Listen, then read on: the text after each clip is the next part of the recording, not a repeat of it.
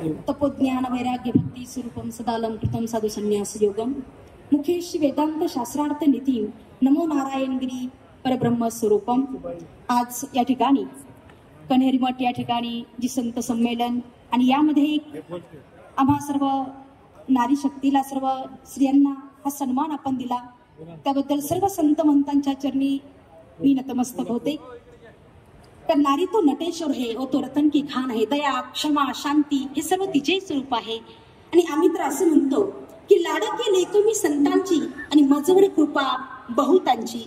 या ठिकाणी मी जी उभी राहिली आहे बोलण्यासाठी ते एवढंच सांगायचं आहे की योगीराज सद्गुरू गंगागिरीजी महाराज सरलाभेट संस्थान, गुरुवर्य रामगिरीजी महाराज, स्वामी रामगिरीजी महाराजांच्या बाबतीमध्ये आपल्या सर्वांना सर्व गोष्टी ज्ञात आहे.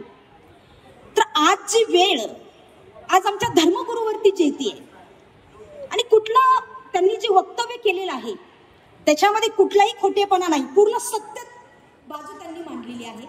कारण केरळ राज्यामध्ये 32,000 मुली आज लापता होता नाही बापांनो. नवे नवे आपल्या महाराष्ट्रामध्ये ती घुसखोरी सुरू झाली.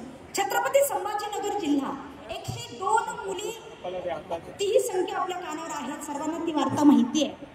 एवढ्या मुली संख्या आज या लापता होत आहे, ह्या मुली गायब होत आहे. तर हे लव जिहाद वगैरे हे प्रकरण थांबणं गरजेचं आहे. आणि आपल्या कन्येला आपल्या मुलीला हे सांगा की होय मी हिंदू आहे, मी हिंदू असल्याचा मला सार्थ अभिमान आहे. म्हणून आपल्या मुलींना हे संस्कार देणं गरजेचं आहे. श्री काचेचं म्हणताय तडा गेला की काही खरं नाही, हे नाही शिकवायचं. आपल्या मुलीला हे शिकवा की बाई तो एक हिरा आहे आणि हिरा हा व्यवस्थित काचेच्या पेटीत मखमली कापडामध्ये तो गुंडाळला जातो, ठेवला जातो. म्हणून हिरा आहे.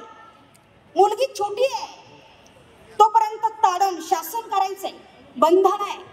परंतु एकदा आपल्या पायाची चप्पल तिच्या पायाला यायला लागली की प्रत्येक मातेला सांगणं की आपल्या कन्येची मैत्रीण आपण बनणं गरजेचं आहे. आता मैत्रीण बना आणि 2 शब्द प्रेमाने तिला समजून सांगा की आपल्या अवतीभोवती कोण मंडळते, कोण नजर ठेवून आहे आपल्यावरती. श्रीमद भागवत महापुराणामधील या ठिकाणी एक उदाहरण सांगून जाईल मी भौमासुराचं. 20,000 कन्या एकट्टा जमवायच्या आणि सोबत त्यांच्याशी विवाह त्याला करायचा आहे. 16,100 झालेल्या आहेत. भगवान श्रीकृष्ण सत्यभामेला घेऊन देव कार्यास निघाले.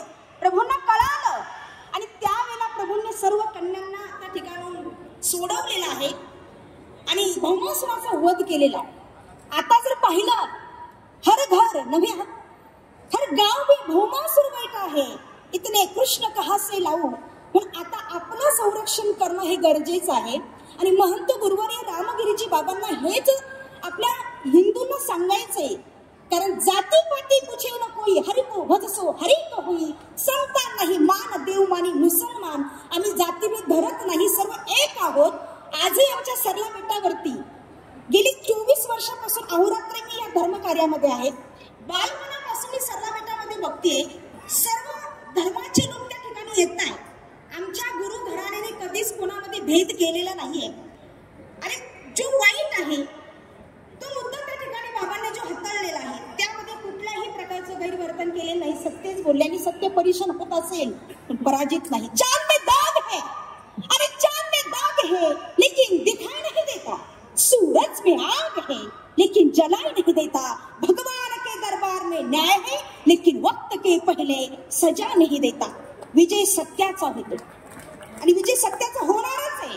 म्हणून गुरुवर्य रामगिरीजी बाबांच्या विरोधात आज जे आंदोलन केले जात आहे, ज्या काही त्यांच्याशी बोलले जातात की हम आपको दिखला देंगे, हम आपको बतला देंगे, त्यांना सांगणं आहे की महाराष्ट्र ही संतांची भूमी आहे आणि आमच्याच घरात राहून आम्हाला जर बोलायची चोरी होत असेल तर आम्ही हातामध्ये शस्त्र घेण्यासाठी मागे पुढे बघणार नाही.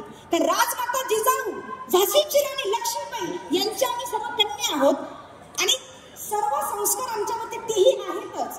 पण आमच्या संतांना जर काही त्रास होत असेल, हा मानसिक त्रास कुठेतरी थांबणं गरजेचं आहे. जे काय तुम्ही त्यांच्या विरोधात केस वगैरे करताय हे कुठेतरी थांबणं आता गरजेचं झालेलं आहे. नाही थांबलं तर आम्ही कोणी या ठिकाणी शांत बसणार नाही. सद्गुरू गंगागिरीजी महाराज की, परमपूज्य नारायणगिरीजी महाराज की, महंत स्वामी रामगिरीजी महाराज